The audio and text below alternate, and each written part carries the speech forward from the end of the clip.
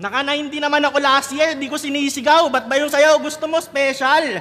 Ba't panay ka flex? Kasi pag padami yan, kala mo hindi ka matatalo. Paano yan? Same tayong 9 battles. Ano, sa 9 battles, padamihan ang panalo. 5'4" ang puta, ano yun, height natin? Kala mo talagang galing eh. Dito nga, di talino yung rason, ba't ka nagpapanalo? Tingin ko talaga madali ka lang minahal ng tao kasi pogi ka, lahat ng gawin mo bagay sa'yo. Second sight, laban kay Jonas. Sakto lang mga bars. May reaction pa din kada bato. Pero nung si Manda nag-wordplay kay Bantang, natawa kayo. Sana all mistiso. Bet ng Pilipino. Malaambo yung dating. Nag-i-English pa. Putang ina. Malagot ka talagang tatanggapin. Ilang battle ka palang nagpi-freestyle ha? Pero mga tao, agad grabe shit, ang galing. Batang rebelde, dekada na yung ginagawa. Kaso maitim eh. Ayun, underrated pa din.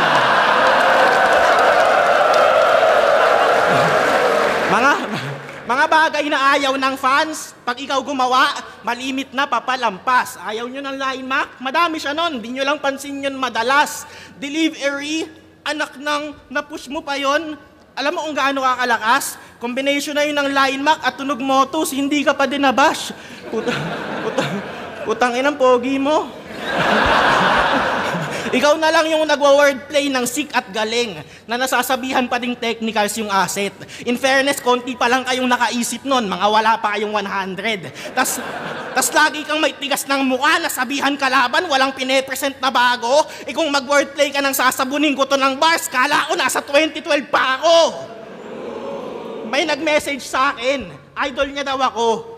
Pero Saint Ice daw talaga yung lamang sa akin ngayon. Sakit, pero gets ko. Oo naman. Gets ko naman kung bakit ganon. Ang mahalaga, nag-enjoy naman lahat sa last battle niya, di ba? Ayos na yon. Sapat na sa akin, basta masaya lang kayong lahat, kahit di na ako yung rason.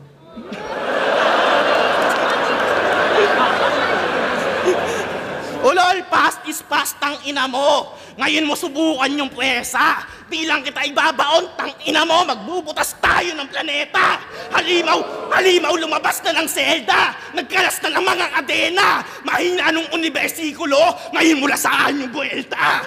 Pray for us daw magkakampyon. Lahat biglang naging madasalin. Sige, inaangat na yung pangalan mo. Sige, daan nyo sa panalangin. Oo, magpaangat ka lang santo. Pero dapat mo lang alalahanin na kahit anong taas ng angat mo, komportable si Hades sa ilalim. 1-0!